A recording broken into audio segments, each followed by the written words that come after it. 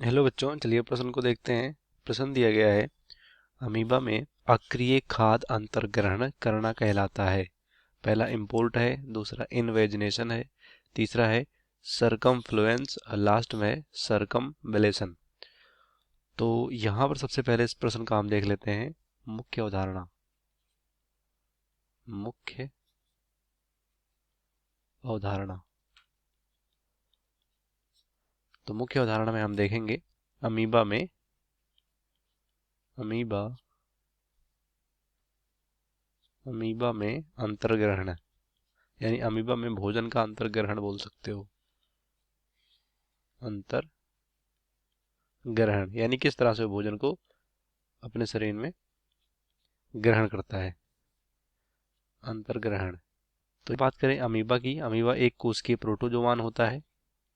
क्या होता है? एक कोशिकीय प्राणी है जो कि प्रोटोजोआ संघ में पाया जाता है। तो ये अमीबा के बारे में हो गया। अब यहाँ पर जो इनमें अमीबा में अंतर्ग्रहण होता है, यानी भोजन वो अपने शरीर के अंदर लेते हैं, वो 4 तरीके से हो सकता है। पहला है यहाँ पर इम्पोर्ट। तो इम्पोर्ट में क्या होता है कि निष्क्रिय रूप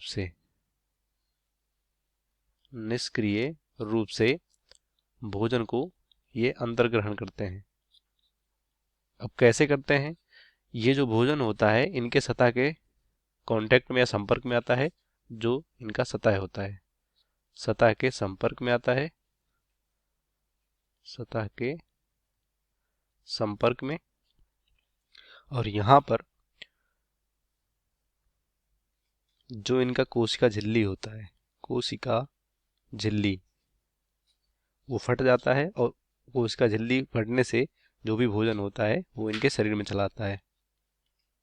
कोशिका झिल्ली, कोशिका झिल्ली। तो ये तो हो गया जो कि क्वेश्चन में पूछा गया है कि अक्रिय, अक्रिय यहाँ पर पैसिव।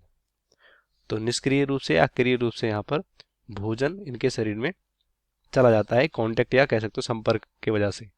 तो ये हो गया हमारा इम्पोर्ट। उसके बाद दूसरा यहाँ पर देखें क्या बोला गया है, इनवेजिनेशन। तो इसमें क्या होता है, इसमें यहाँ पर अमीबा द्वारा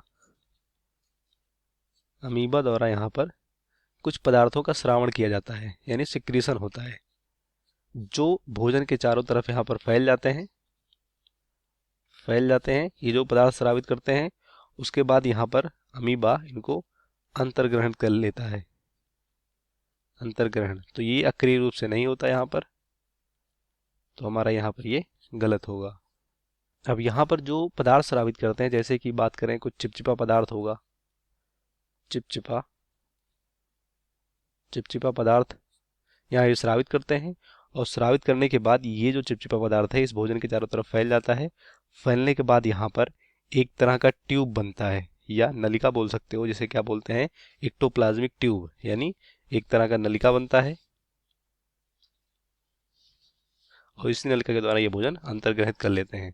तो यहाँ पर ये सक्रिय अंतर्ग्रहण होता है। तो ये हमारा यहाँ पर दूसरा गलत हो जाएगा। बात करें तीसरा विकल्प यहाँ पर जो कि दिया गया है, सरकमफ्लुएंस। तो सरकमफ्लुएंस में यहाँ पर क्या होता है, जो अमीबा में कूटपाद बनता है, कूटपाद, जिसे क्या बोलते हैं, स्यूडोपोडिया। तो इस कूटपाद के द्वारा ही यहाँ पर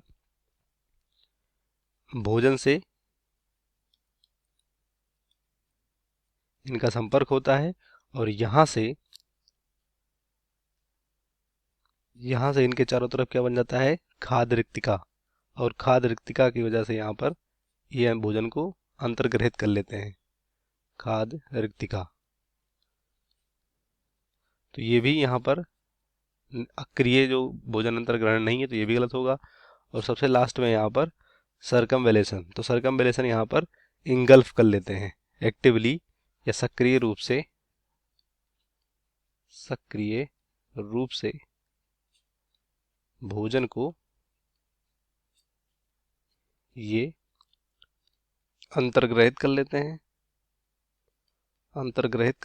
अब कैसे अंतर्ग्रहित करते हैं, क्योंकि यहाँ पर क्या बनता है, कप की तरह, यानी भोजन के चारों ओर कप की तरह संरचना बनता है। और इसी संरचना से ये जो फूड होता है उसको अंतर्ग्रहित कर लेते हैं। तो ये भी यहाँ पर सक्रिय रूप से अंतर्ग्रहण होता है, तो ये भी गलत हो जाएगा।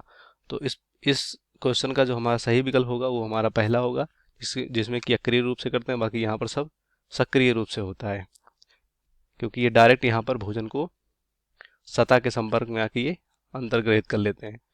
तो इस प्रश्न का सही विकल्प हमारा ए होगा, बाकी सभी गलत हो जाएंगे। उम्मीद करते हैं आपको प्रश्न समझ में आएगा। धन्यवाद।